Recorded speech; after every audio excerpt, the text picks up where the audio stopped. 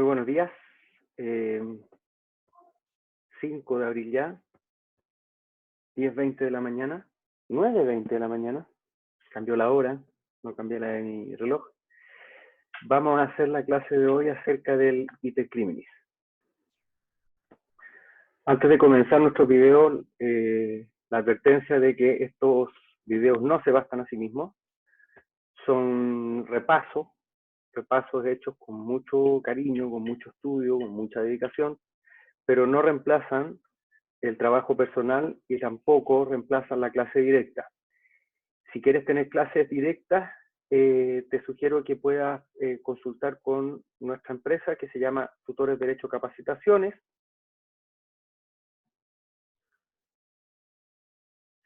donde hemos implementado el sistema para hacer todas nuestras clases online.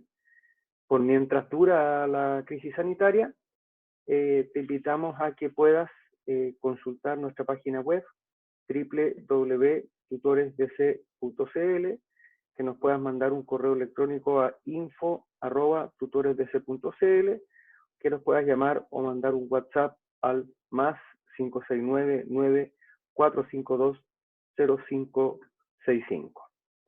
Tenemos capacitaciones para preparar abogados que quieran entrar a la Academia Judicial, a la Defensoría Penal Pública y al Ministerio Público.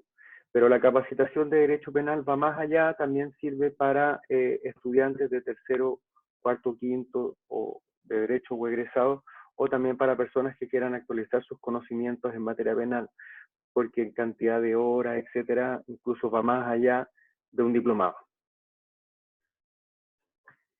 Y para la lectura directa o trabajo directo, te sugiero que consultes mi manual de Derecho Penal parte general, que está disponible en librotecnia.cl. Repito, manual de Derecho Penal parte general, estas ediciones del 2018. Comenzamos entonces con nuestras clases sobre el Iter Criminis.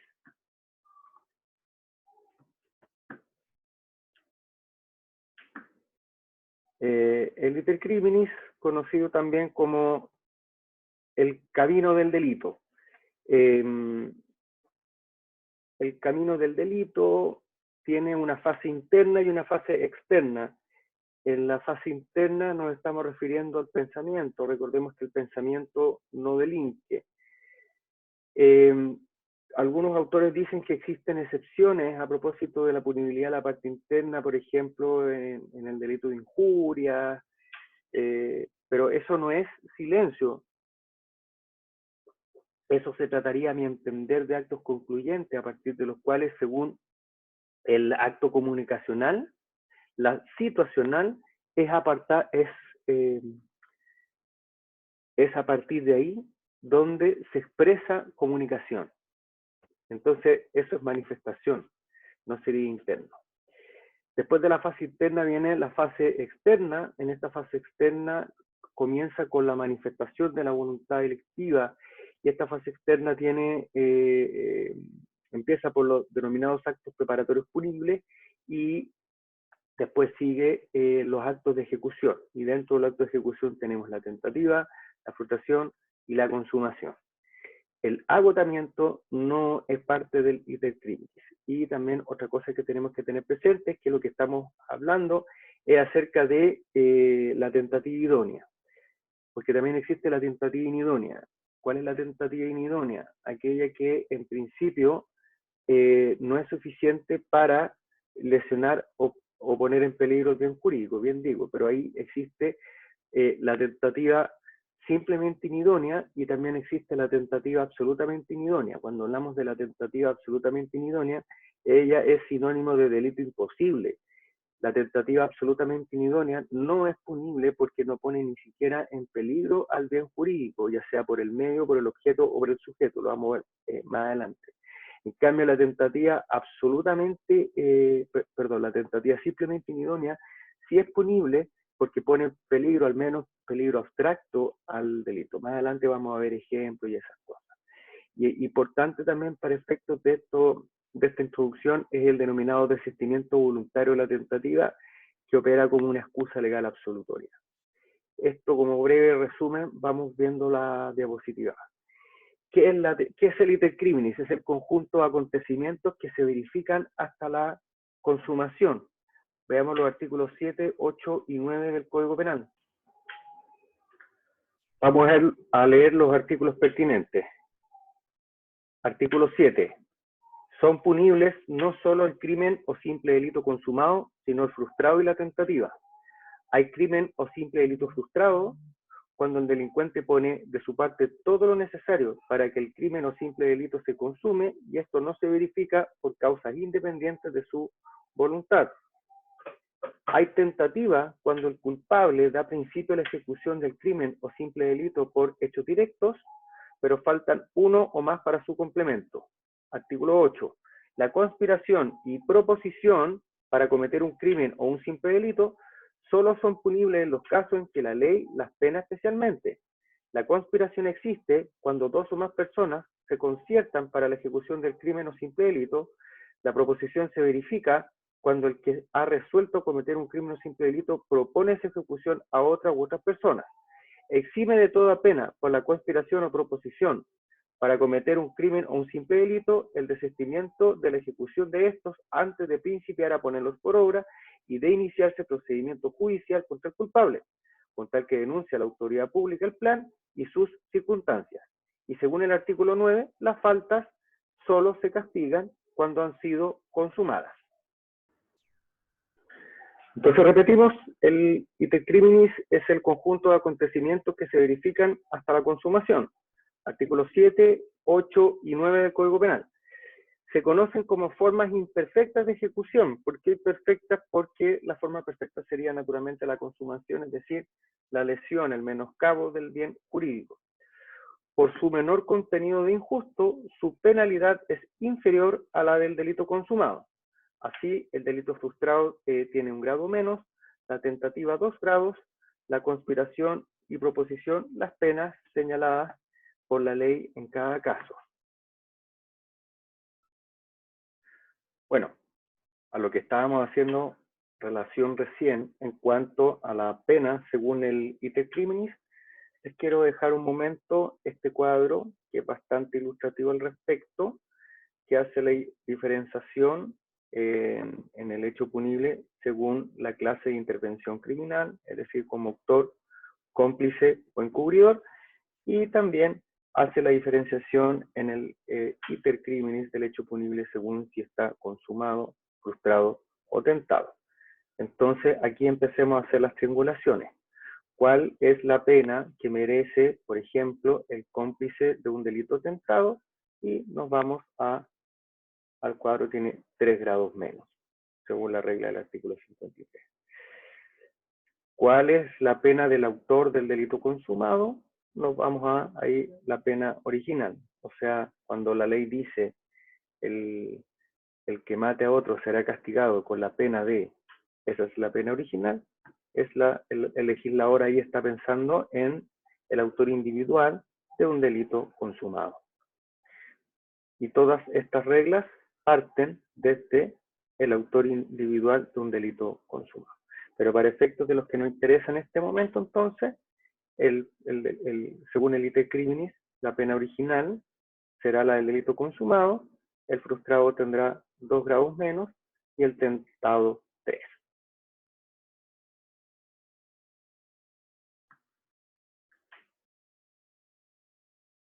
Seguimos entonces, por su menor grado de contenido de injusto, la penalidad es inferior a la del delito consumado. Frustración, como vimos, 1 grado menos, tentativa 2. Bueno, ya respecto a la conspiración y proposición, que son en estricto rigor delitos autónomos, pero bueno, son actos preparatorios, las penas serán las que señale la ley en cada caso. ¿Qué es la consumación y el agotamiento? La consumación consiste en realizar todas las exigencias objetivas y subjetivas del tipo. El agotamiento, en cambio, consiste en obtener los eventuales propósitos que perseguía el autor y no forma parte del iter criminis. No por ello no va a ser importante. ¿Por qué? Porque representa una intensificación del hecho punible ya consumado y es relevante a efectos de la indemnización civil y en la extensión del mal causado según la regla del artículo 69 del Código Penal. Entonces, siguiendo, según el artículo 69, dentro de los límites de cada grado, el tribunal determinará la cuantía de la pena en atención al número y entidad de las circunstancias atenuantes y agravantes y a la mayor o menor extensión del mal producido por el delito. La tentativa en general o conato. ¿Dónde no es admisible? La tentativa se descarta en los siguientes hechos punibles. Los cuasidelitos.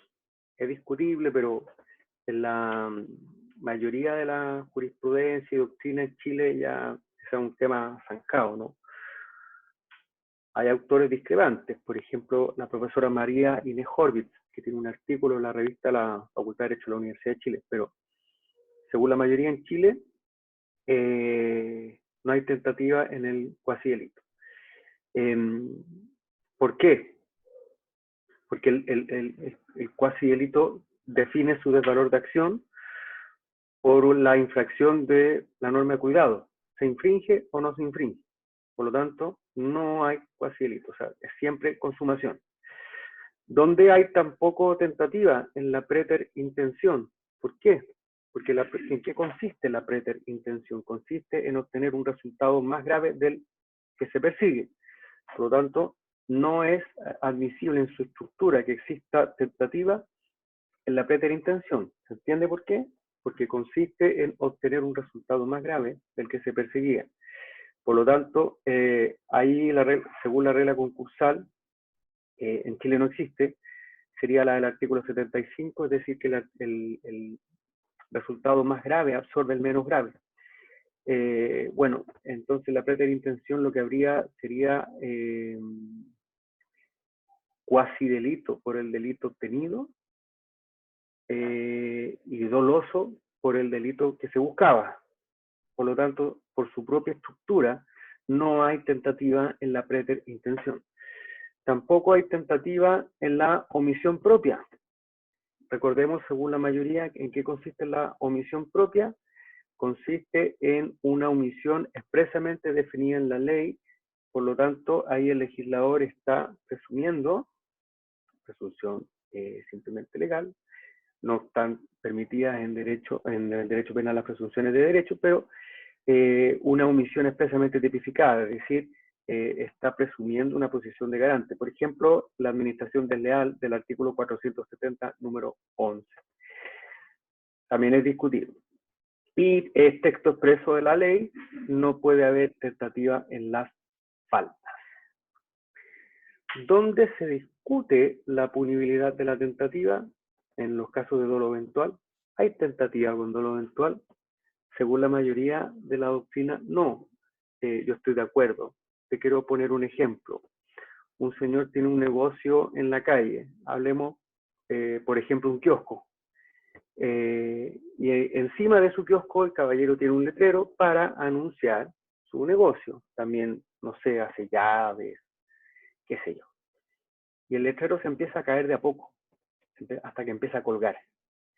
Entonces, este señor, por la razón que sea, por falta de dinero, por falta de tiempo, por inexperiencia, porque ya es un señor mayor, o porque es demasiado joven, qué sé yo. Él se da cuenta que ese letrero se está cayendo y que en cualquier momento se va a caer, y al frente de ese letrero camina diariamente una cantidad indeterminada de personas. Ahí hay tentativa de dolo eventual, o sea, él conoce el peligro, no busca el resultado, pero lo asume como aceptable o posible. Imagínate si caminan bajo ese letrero todo el día 1000 personas, por poner un número. Hay 1000 tentativas de lesiones o homicidios con dolo eventual. ¿Se entiende el ejemplo? Yo pienso que no. Donde también se discute la punibilidad en la omisión impropia. ¿Por qué? Yo creo que no habría tentativa de omisión tampoco. ¿Por qué? Porque la omisión impropia o comisión por omisión consiste en, recordemos, la infracción de una posición de garante, es decir, de una especial relación de cuidado que tiene el sujeto con el bien jurídico. Entonces, esa posición de garante, ¿la infringes o no la infringes? Yo pienso que la solución es similar a lo que sucede a propósito del cuasi-delito, que no lo confundamos porque son categorías distintas. Pero por la misma razón no habría punibilidad en la omisión impropia. Por la misma razón que en el cuasi-delito. Porque esa posición se infringe o no. No se infringe a medias. Por eso solo habría consumación. Fases del iter criminis. Tenemos una fase interna y una fase externa. La fase interna no es punible. Corresponde a la ideación del delito punible, a un viejo principio del cogitationis pena nemo patitur. Existen excepciones a este principio, por ejemplo, las amenazas, las injurias y calumnias, el falso testimonio, la incitación a la violencia, apología o propaganda violenta, la inducción o promoción al consumo de drogas, etc. Bueno, es discutible, pero yo pienso que todos estos ejemplos que vimos como posibles excepciones al principio, en realidad se trataría de manifestaciones de voluntad externa según actos concluyentes. Vámonos a la fase externa. Corresponde a su manifestación al mundo exterior. En ella se ubican, por una parte, los actos preparatorios y por otro lado, los actos de ejecución. Vamos a los actos preparatorios.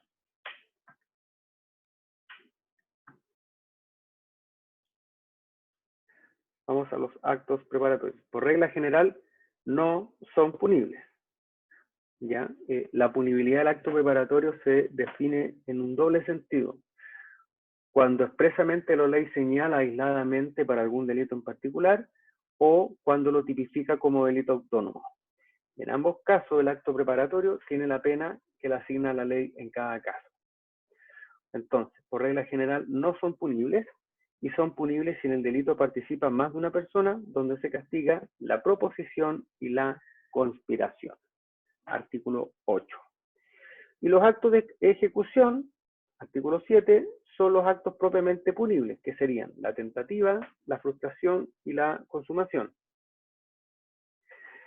Para poder dar respuesta a todos los problemas que se plantean al nivel del iter criminis, es necesario ser consecuente con alguna teoría que explique el fundamento de la punibilidad de la tentativa en general. Esto para explicar todos los problemas que presenta la tentativa. En Chile es dominante la teoría objetivo-material. Yo pienso que debería ser una teoría mixta, objetivo-material-subjetiva. Ya voy a explicar por qué. Teoría objetivo-material, que es la dominante, reside en la peligrosidad considerada ex ante de realización del hecho punible.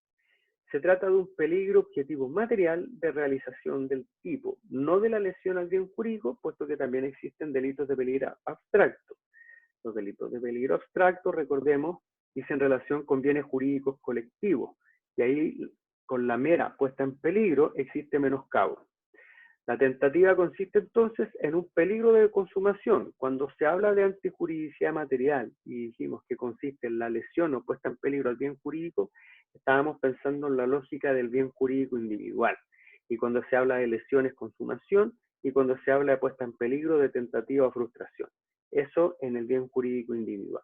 Porque si se trata de un bien jurídico colectivo, la puesta en peligro ya equivale a consumación.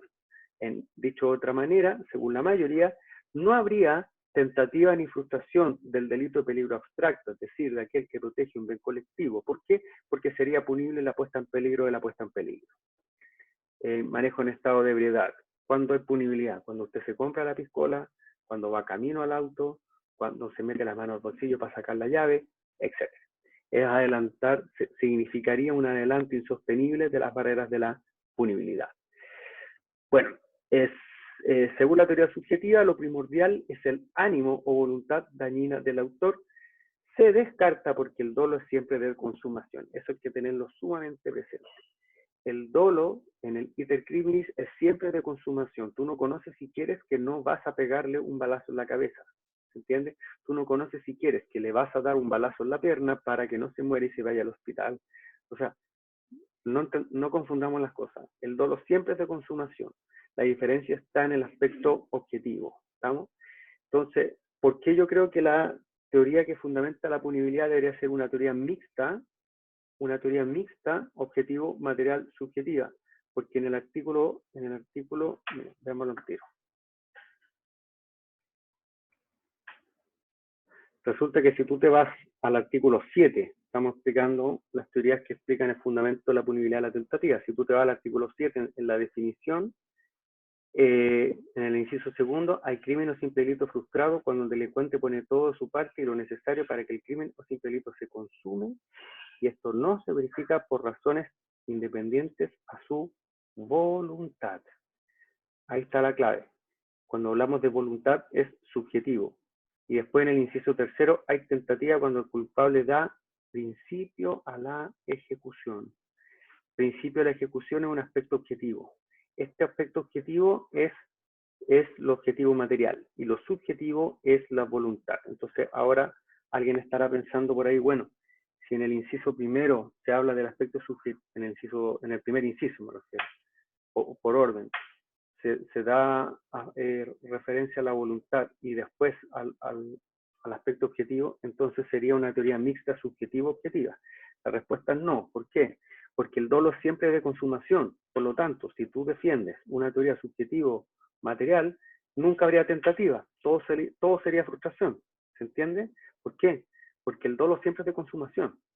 Entonces, la teoría es objetivo material subjetiva, es decir, objetivo material teniendo en relación la lesión o puesta en peligro de bien jurídico y después analizando la voluntad del autor. No podemos dejar de analizar el aspecto subjetivo porque hay texto expreso de la ley en el artículo 7.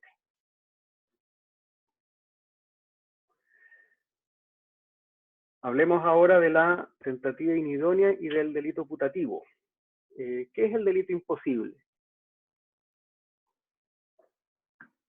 Hay tentativa inidónea, aquí digamos absolutamente inidónea, cuando no hay peligro, cuando ni siquiera hay peligro al bien jurídico, ya sea por inidoneidad absoluta del objeto, te quiero disparar con una pistola de cartón, mejor dicho, estamos hablando del objeto material, le estamos disparando a un muerto, le estamos disparando a una estatua de cera, y inidoneidad absoluta de los medios, aquí sí, pues, la pistola de agua, la pistola de cartón, etcétera, o del sujeto. Aquí se está refiriendo a otra cosa, por ejemplo, en un delito especial propio, prevarica una persona que no es juez, hay inidoneidad absoluta del sujeto. La tentativa absolutamente inidónea, llamada también delito imposible, y el delito putativo no son punibles, porque no hay peligro de bien jurídico. En el delito putativo, el autor cree punible una conducta que no es punible. O sea, estamos hablando de lo que en doctrina se llama error de prohibición al revés. La persona cree estar cometiendo un delito y no es delito. Ejemplo, qué sé yo, no quiero poner pelos en la sopa, pero colgarse del internet del vecino en Chile no es delito. No te estoy dando la receta de la Coca-Cola diciéndote que lo hagas, pero en Chile no es delito. Se enojarán conmigo los abogados de las compañías, pero no. Eso es una defraudación de fluido eléctrico, que en Chile no es punible. Eso no es un delito contra la propiedad intelectual, como han tratado de hacerlo. Cambiemos el código, principio de legalidad. ¿Estamos? Lo mismo pasó en la década de los 50 a propósito de la energía eléctrica.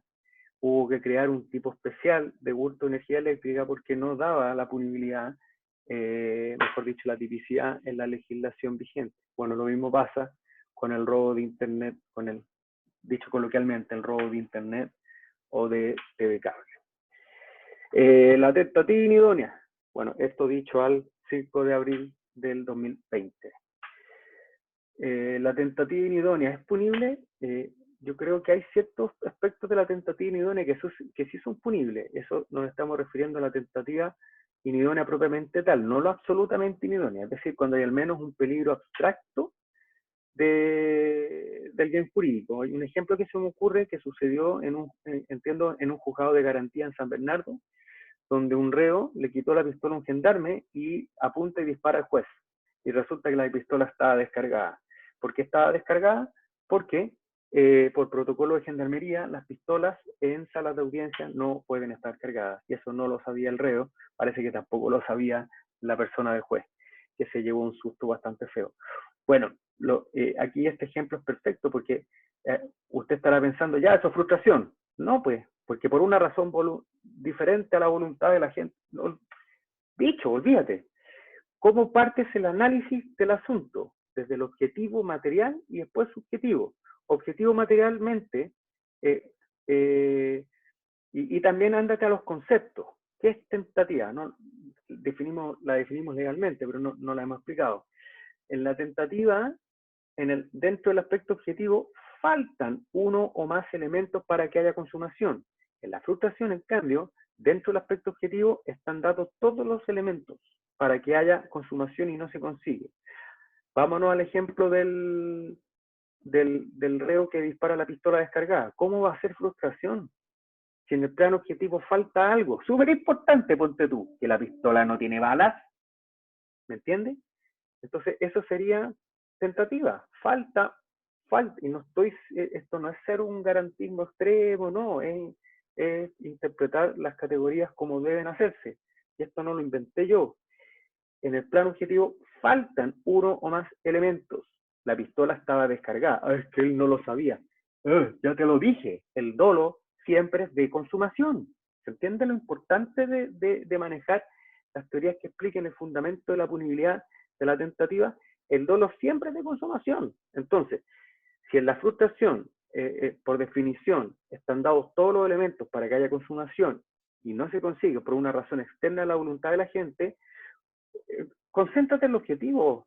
¿Qué es el objetivo? La pistola estaba descargada. Entonces, eso sería una tentativa inidónea. Pero ojo, es punible. ¿Por qué? Porque pone en peligro al menos el bien jurídico, un peligro abstracto. ¿Sí? Un peligro abstracto. Era una pistola de verdad, no era una pistola de juguete. ¿Se entiende? Entonces, ¿qué tentativa inidónea sería punible? Hay tentativa inidónea cuando ex ante se puede concluir. Estamos hablando de la tentativa inidónea propiamente tal, no de la tentativa absolutamente inidónea. Entonces, hay tentativa inidónea cuando ex ante se puede concluir. Primero, que no existe el objeto de la acción. Dos, que el medio es ineficaz. Y tres, le falta al sujeto activo una característica exigida por la ley. Esto es lo que expliqué de la prevaricación efectuada por el no juez. Es punible porque hay una puesta en peligro abstracto del bien jurídico, como acabamos de explicar. Es peligrosa ex ante. ¿Es peligrosa cuando? Ex ante, en la medida que para el espectador objetivo, situado en el lugar del autor, hubiera parecido capaz de consumar el delito. En la tentativa idónea, el peligro es concreto. ¿Ya? El esquema general, cuando se estudia la tentativa, estamos hablando, ¿cierto?, de una puesta en peligro. Puesta en peligro es tentativa y frustración, lesiones, consumación. Y ese peligro de la tentativa idónea es concreto. El peligro de la tentativa inidónea es abstracto.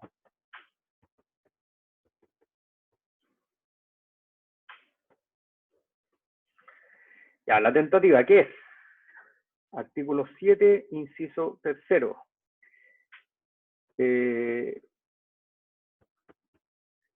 El autor da principio a la ejecución del hecho punible por hechos directos, pero faltan para su complemento. Falta en el plano objetivo algo. Falta. Ahora viene algo que no es fácil de explicar tampoco. ¿Cuándo se da principio a la ejecución? Cuando la representación del plan del autor representa para un tercero imparcial un peligro para el bien jurídico. ¿Qué significa la ejecución por hechos directos? Significa que la ejecución de los hechos debe ser objetivamente idónea para causar el resultado. Faltarán hechos para su complemento cuando no se han llevado a cabo todos los actos que objetivamente conducen a la realización del tipo legal. Vamos a los aspectos subjetivos. El dolo se dirige a la consumación. Métete esto en la cabeza, pero con forceps. El dolo siempre es de consumación. El dolo siempre es de consumación. No hay dolo de tentativa, pues siempre se dirige a algo más de lo objetivamente realizado. Se discute la posibilidad de admitir la tentativa con dolo eventual. Por ejemplo, lo hablamos todo antes, el ejemplo del señor del kiosco, una carta explosiva. La doctrina es uniforme en excluir también la tentativa en los cuasi delitos. Esta materia es bien interesante, el desistimiento voluntario. Cuando decimos desistimiento voluntario de la tentativa, estamos hablando del desistimiento voluntario en general.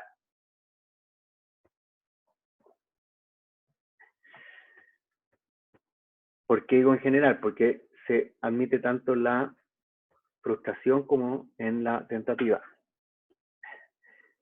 ¿De qué se trata? Bueno, hay una cosa que no he dicho, la tentativa propiamente tal, que en doctrina se le conoce como tentativa inacabada. Y la frustración se conoce como tentativa acabada.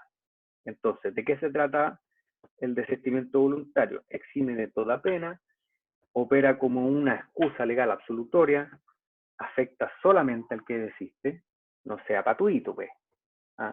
Mi coautor se desiste, yo también me eximo. No, pues señor.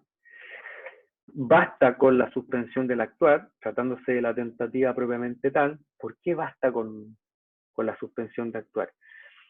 Porque la tentativa faltan uno o más elementos objetivos para que haya consumación.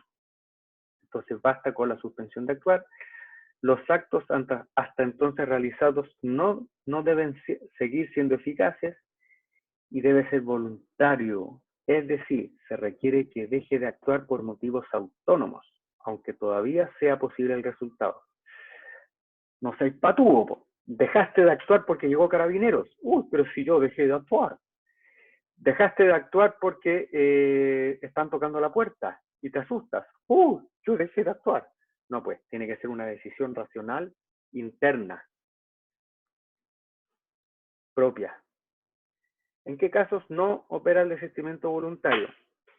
Si desaparece la posibilidad de elección, o sea, aunque quisiera, no es posible la consumación.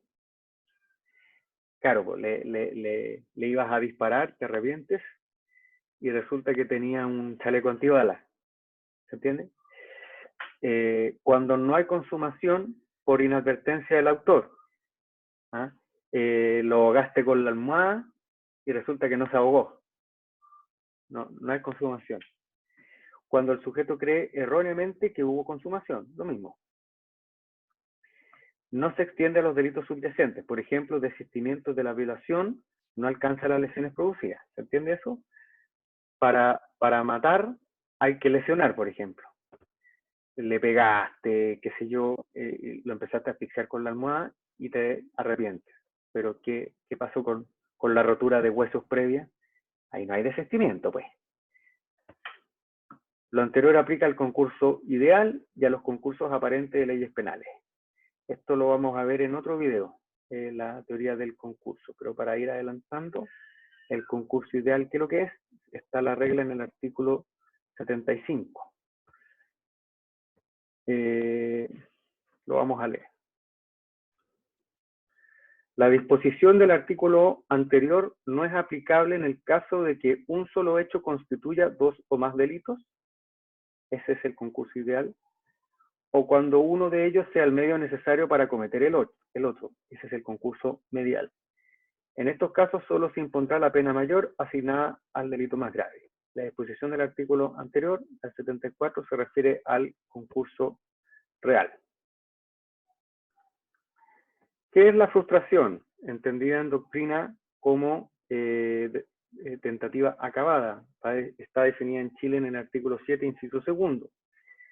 En la frustración el autor pone todo de su parte, pone de su parte todo lo necesario para que el hecho punible se consume, pero no se verifica por causas diferentes de su voluntad. Solo es concebible en los delitos de resultado material, o sea, no hay frustración en los delitos de mera actividad, tampoco, según la mayoría, en los delitos de peligro abstracto. A diferencia de la tentativa, aquí se requiere que todos los actos se hayan producido. Es decir, aquí se requieren todos los actos que exige el tipo legal. Es decir, se exige que el autor haya realizado todos los actos que, abandonados a su curso natural, darían lugar a la consumación. Muy importante, plano objetivo. A diferencia de la tentativa, aquí se dan todos los elementos para que haya consumación. En la tentativa faltan objetivamente uno o más elementos para que haya consumación. Aspectos subjetivos y desistimiento de la frustración.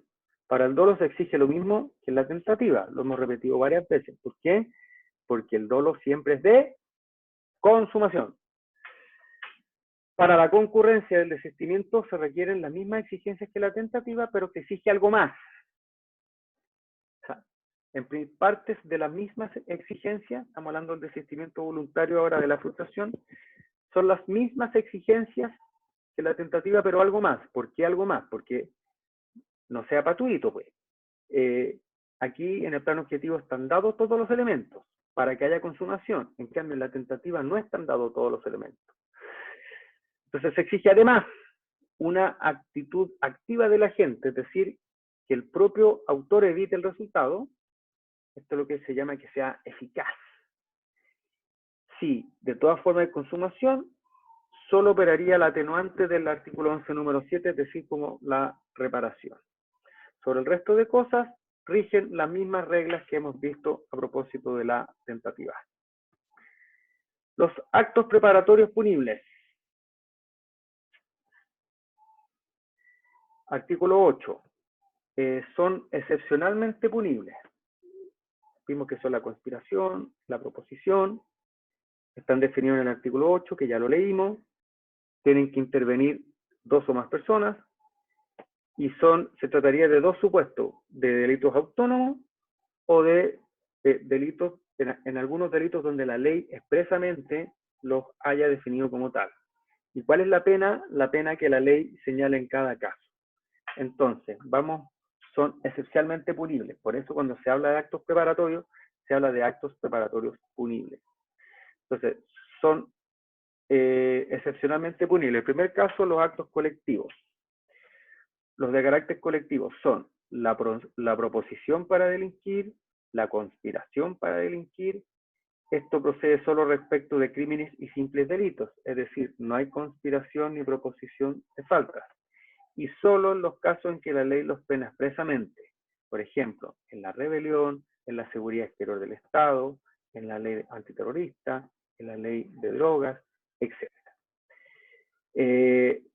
También son excepcionalmente punibles tratándose de una punibilidad específica señalada en la ley. Ejemplo, o sea, nos referimos cuando la ley los castiga como delitos autónomos. Por ejemplo, la asociación ilícita genérica del artículo 292 del Código Penal, la asociación ilícita para cometer delitos terroristas, la asociación ilícita para traficar con drogas. La proposición está definida en el artículo 8. ¿Cuáles son sus fundamentos? Se verifica cuando el que ha resuelto cometer un hecho punible propone su ejecución a otro. Para que se verifique, se requiere el rechazo de quien va dirigida, porque si acepta sería una conspiración. Es una inducción fracasada. Recordemos la inducción, todavía no hemos visto autoría, pero bueno, si viste primero el video de autoría, en el 15 número 2 existe lo que se llama la inducción o instigación. Y aquí es una inducción fracasada.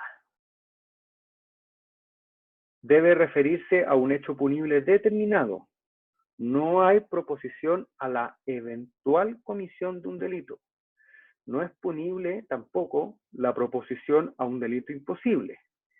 Y se exige que la proposición tiene que ser seria y dirigida a otro.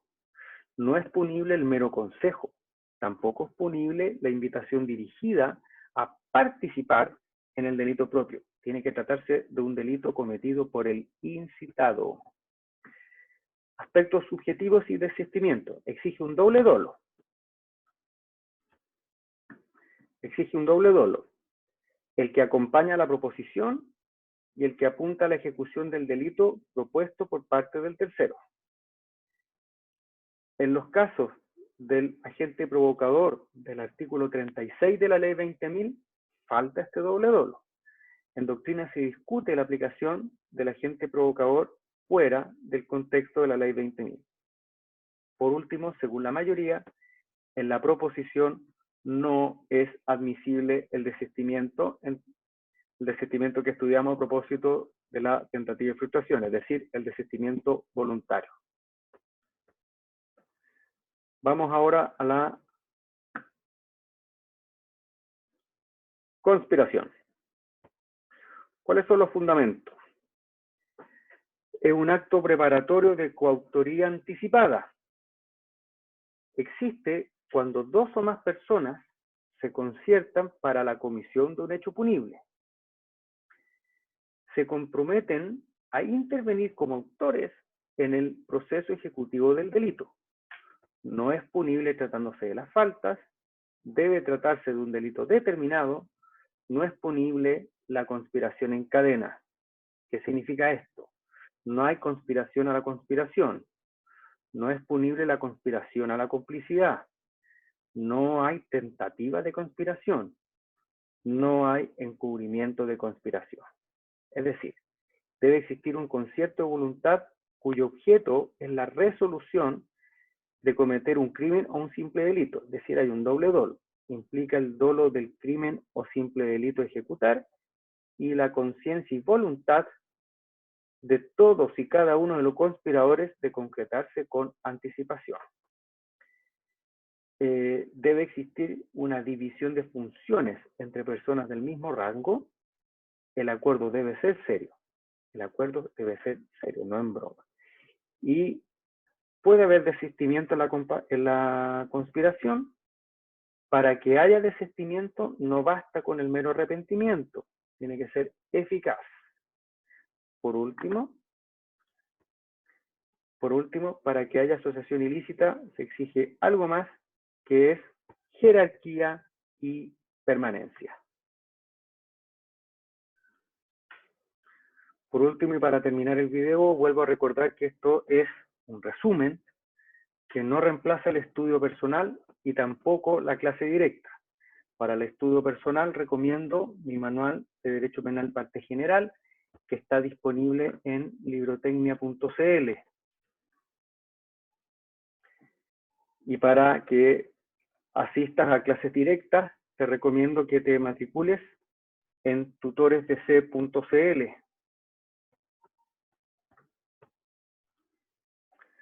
Para tener más información sobre nuestras clases directas, te sugiero que entres a www.tutoresdc.cl, puedes mandar un mail a info@tutoresdc.cl, nos puedes llamar o mandar un WhatsApp al +569 94520565, o puedes visitarnos también en Facebook e Instagram. Muchas gracias.